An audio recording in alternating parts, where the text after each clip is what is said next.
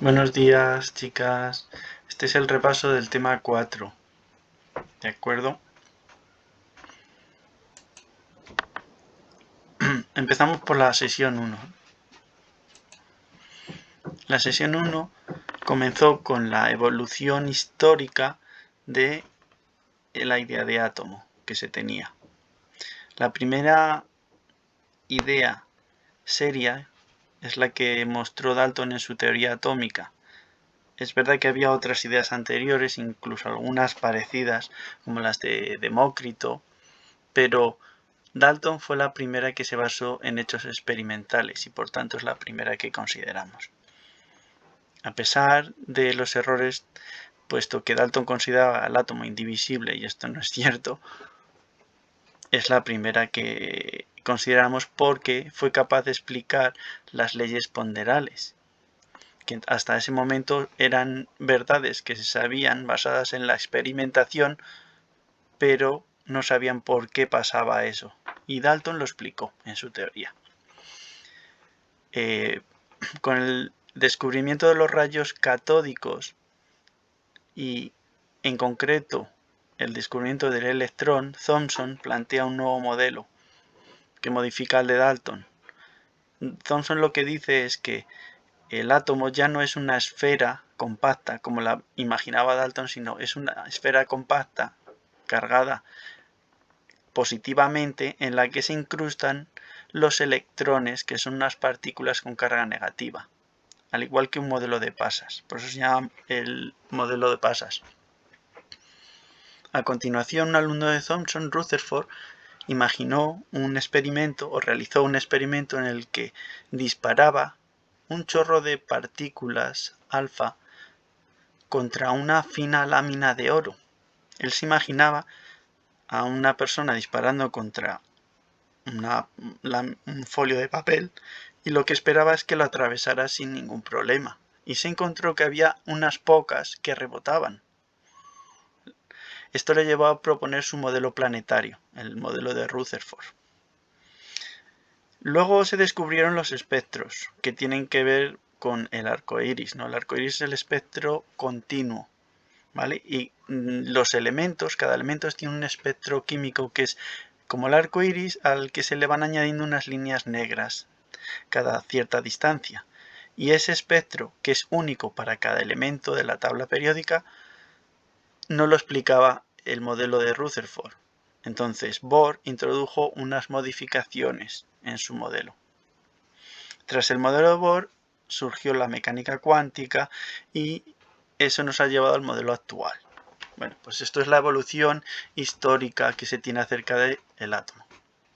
En esta primera sesión, lo que yo pretendía que aprendierais era que, por un lado, un átomo tiene dos zonas concretas. El núcleo, que es la zona interna del átomo en la que se localizan los protones y los neutrones.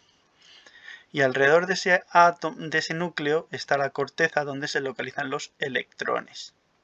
Como veis, todos los átomos del universo se pueden construir con tres simples partículas: el protón, neutrón y electrón. Ya está, toda la materia de nuestro planeta está hecha con estas tres partículas, nada más que con estas tres partículas. Lo segundo que quería que aprendieseis es que el átomo se caracteriza por tres cosas. Primero, que es neutro. Es neutro a pesar de tener partículas que tienen carga eléctrica. La segunda idea es que tiene toda su masa y toda su carga positiva recogida en el núcleo atómico. Y la tercera idea es que toda la carga negativa se localiza en la corteza. Estas propiedades se explican precisamente por las propiedades de las subpartículas que forman el átomo, es decir, las propiedades de los electrones, protones y neutrones. Como hemos dicho hace un momento, los electrones se localizan en la corteza. Como el electrón es la única partícula que tiene carga negativa, por eso sabemos que toda la carga negativa se localiza en la corteza. Además, tiene una masa prácticamente despreciable. En 1 más es 0,005. Frente a 1 del protón y el neutrón, eso es inapreciable.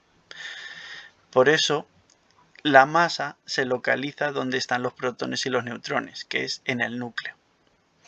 Bueno, el protón tiene masa 1 UMA y carga más 1. El neutrón tiene masa 1 y carga 0. ¿De acuerdo? Esto quiere decir que toda la masa está localizada en el núcleo porque los protones y neutrones son los únicos que tienen masa apreciable, por lo tanto toda esa masa está donde están ellos, que es el núcleo. Y el protón que tiene carga positiva también explica el hecho de que el núcleo tenga carga positiva. Finalmente en esta sesión hablamos del número atómico y el número másico. El número atómico es el número que identifica a los átomos, es decir, un átomo es de hidrógeno porque su número atómico es 1. Y un átomo es de carbono porque su número atómico es 6. De manera que existe una relación directa entre el número atómico y el elemento al que corresponde ese átomo.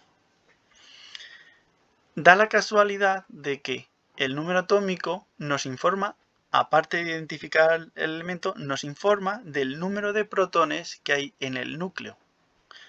De manera que todos los átomos de hidrógeno que tienen número atómico 1 significa que todos tienen un solo protón en su núcleo. El número de neutrones puede cambiar, y de hecho cambia de unos átomos a otros de hidrógeno, pero el número de protones no, nunca jamás. El segundo número, que es el número másico, que se representa con la letra A mayúscula, nos informa de la masa del átomo y da la casualidad que es el número de protones más el número de neutrones. Bueno, en realidad no es una casualidad, es la consecuencia de que los electrones tengan masa despreciable, con lo cual si sumas toda la masa de protones y neutrones obtendrás la masa del átomo. Bueno, esto es todo lo de la sesión 1, ¿de acuerdo? En la sesión 2, ¿de qué hablamos? Pues introdujimos maneras de representar un átomo. Mediante un dibujo, como podéis ver ahí a la izquierda, si hacemos dos círculos concéntricos, en el de dentro es lo que consideramos el núcleo y lo que queda entre medio de los dos círculos es la corteza. Entonces, una manera de representar un átomo, por ejemplo, un átomo de argón, sería poner 18 electrones en la corteza, 18 protones en el núcleo y 22 neutrones. Hay más átomos de argón. ¿Qué diferencia tendrían? Pues el número de neutrones, ¿vale? La otra manera de representar los átomos es como veis ahí a la derecha. Se pone el símbolo del elemento al que pertenece al átomo, en este caso A mayúscula, R minúscula, y detrás, es decir, a la izquierda del símbolo, arriba se pone un número que es el número másico y abajo un número que es el número atómico, ¿vale? Otra cosa, ¿cómo identificar un elemento a partir del número atómico?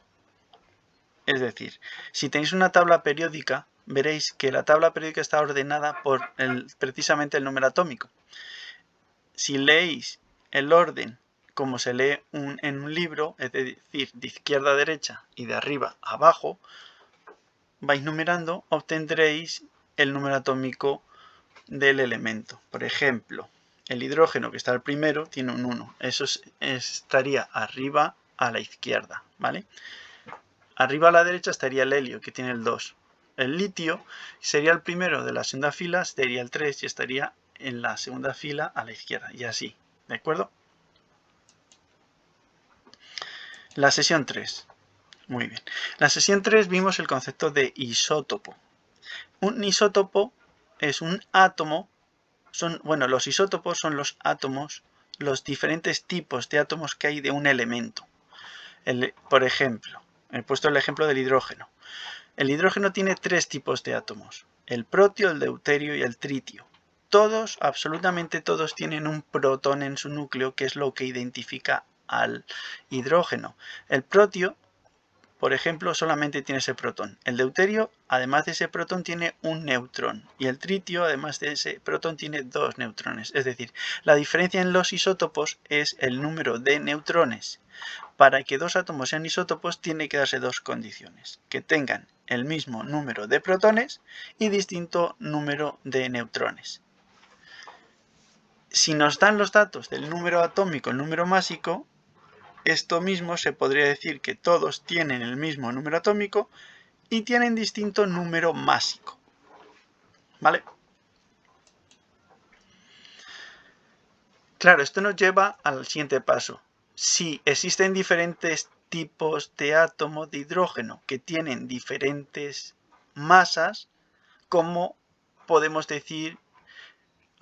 hablar de la masa atómica de un elemento? Bueno, pues para eso tenemos en cuenta la abundancia de cada isótopo.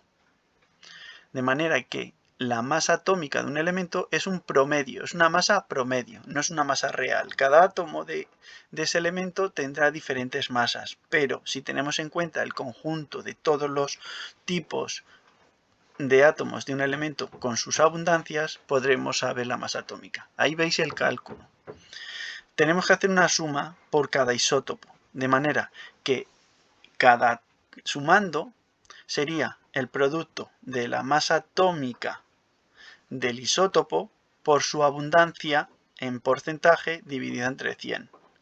Y en este caso, en el caso del potasio, tenemos dos isótopos, uno de masa 39 UMAS y otro de masa 41 UMAS. La abundancia en la Tierra, el 93,2% de los átomos de potasio son átomos de 39 UMAS y el 6,7% de los átomos de la naturaleza son átomos de potasio de 41 UMAS. De manera que ahí podéis ver el cálculo que daría lugar a la masa atómica del potasio, que sale 39,1 UMAS. ¿Vale? Os recuerdo que la UMA es el acrónimo de unidad de masa atómica y es la unidad que se utiliza para medir la masa de átomos y moléculas o iones, ¿vale? Es decir, de partículas muy pequeñas. En la sesión 4, vale, lo que se trabajó es el hecho de que los átomos se agrupan entre ellos para tener una mayor estabilidad, ¿de acuerdo? De manera que en la naturaleza es muy raro encontrar un átomo aislado. Tan solo los gases nobles están en forma atómica. ¿Por qué? Porque tienen la estabilidad perfecta. De hecho, todas las agrupaciones tienden a llevar a los átomos a una situación parecida a lo del gas noble. Eso ya lo veréis el curso que viene. El caso es que cuando los átomos se agrupan, lo que hacen es formar una unión entre ellos que se denomina enlace químico. Existen tres tipos de enlaces. El enlace iónico es cuando los átomos transfieren electrones entre ellos de manera que lo que se unen son iones positivos con iones negativos, y las fuerzas electrostáticas mantienen unidos todos estos iones que forman un cristal tridimensional. Luego existen otras situaciones en las que los átomos comparten los electrones y forman moléculas. Es el caso del oxígeno, el agua o el amoníaco. Y otra situación es el caso de los metales. Los átomos de los metales lo que hacen es que comparten sus electrones entre ellos mismos, de manera que se forma una red tridimensional o un cristal tridimensional de iones positivos que están rodeados por una nube de electrones que se mueve libremente. Vale, ¿cómo se forman los iones? Bueno, pues los iones se forman, como podéis ver ahí, de dos maneras. Una da lugar a los iones positivos, que viene representado por el ejemplo del aluminio, ¿vale? O iones negativos, como es el caso del cloro. Los iones positivos se forman siempre con átomos de elementos metálicos. Todos los metales tienden a formar iones positivos. ¿Cómo lo forman? Pues perdiendo electrones. Pierden electrones. De esta manera, la relación en el átomo, donde hay un exceso de protones frente a electrones. Por ejemplo, En el caso del aluminio, del sodio, por ejemplo. El sodio tiene 11 protones en el núcleo. Al perder un electrón de su corteza, en la corteza quedan 10 electrones. Si tenemos en cuenta el balance de cargas, 11 cargas positivas de los protones y 10 cargas negativas de los electrones, sumamos 11 menos 10 nos da más 1, que es la carga de los iones sodio. ¿Vale? Es decir, que los átomos pueden perder electrones, de manera que hay más protones que electrones. Lo que nunca cambia en ningún caso es el número de protones. El número de protones del núcleo no se toca en ningún proceso normal. Tan solo en los procesos radiactivos que suceden, por ejemplo, en una central nuclear, se puede llegar a romper un núcleo atómico y cambiar el número de protones, pero si no, en ningún proceso ordinario se modifica el núcleo. Por otra parte tendríamos los aniones que se forman porque ganan los electrones esos que han cedido los metales. ¿Quién lo forma? Los no metales. Los no metales ganan esos electrones de manera que, por ejemplo, en el cloro tiene 17 protones en su núcleo y 17 en la corteza. Al ganar un electrón pasa a tener 18 electrones. La consecuencia es que tiene 18 cargas negativas de los electrones y 17 cargas positivas de los protones. La suma total nos da menos 18 más 17 menos 1, que es la carga del cloro. ¿Vale? Daría lugar el cloruro, mejor dicho. Como veis, el sodio forma átomos de sodio más y el cloro forman iones de cloro menos. Entonces, estos dos iones serían los que se unirían para formar una sustancia iónica mediante enlace iónico. En la sesión 5 lo que se ve es el enlace covalente. Vale, en enlace covalente lo que sucede, como pone ahí, es que los átomos comparten electrones. Los metales son los únicos que tienden a ceder electrones. Los no metales solo tienen tendencia a ganar. Entonces, cuando se juntan dos no metales, lo que hacen es compartir, porque ninguno de los dos quiere ceder electrones. Entonces, solo les queda, el único remedio es compartir. Al compartir, ¿qué consiguen? Por cada electrón que comparte un átomo, el otro átomo comparte otro. De manera que pasan de tener un electrón que han compartido a tener dos. De esta manera consiguen ganar electrones, que al final era el objetivo. ¿Vale? Ahí veis los ejemplos. Por ejemplo, en el agua podéis ver que el hidrógeno comparte un electrón con átomo de oxígeno y otro átomo de hidrógeno comparte otro electrón con otro átomo de oxígeno, de manera que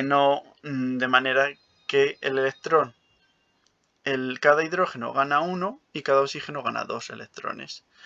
¿Vale? Eso sería un enlace covalente. Claro, el enlace covalente permite que se formen moléculas y las moléculas se caracterizan por su masa molecular. ¿Cómo se calcula la masa molecular? Pues ahí vemos un ejemplo, el de la nicotina.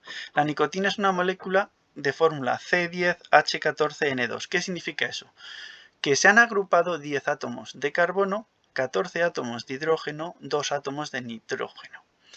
Si tenemos en cuenta que la masa de los átomos de carbono es 12,001 UMA, los de hidrógeno 1,01 UMA y los de nitrógeno 14,0 UMAs, y tenemos en cuenta los átomos que forman las moléculas, una molécula de nicotina tendría una masa de 120,1 UMA de masa procedente de los átomos de carbono más 14,14 UMAs masa procedente de los 14 átomos de hidrógeno más 28,02 UMAs masa procedente de los 2 átomos de nitrógeno. Todas estas masas darían 162,26 UMAs.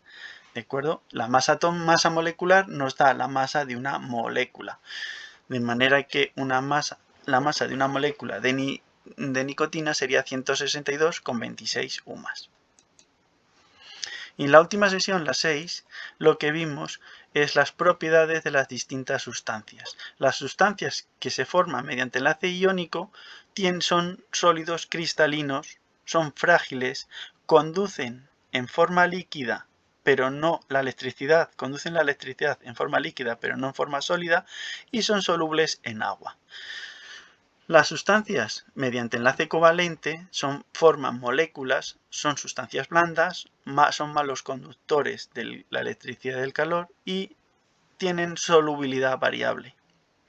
Y finalmente las sustancias mediante enlace metálico son sólidos cristalinos, dúctiles, quiere decir que si los golpeas puedes formar hilos, maleables, eso quiere decir que mediante golpeo se pueden formar láminas, son buenos conductores de la electricidad y del calor, son insolubles en agua y presentan brillo metálico. Bueno, esto sería todo. Hasta luego, chicos.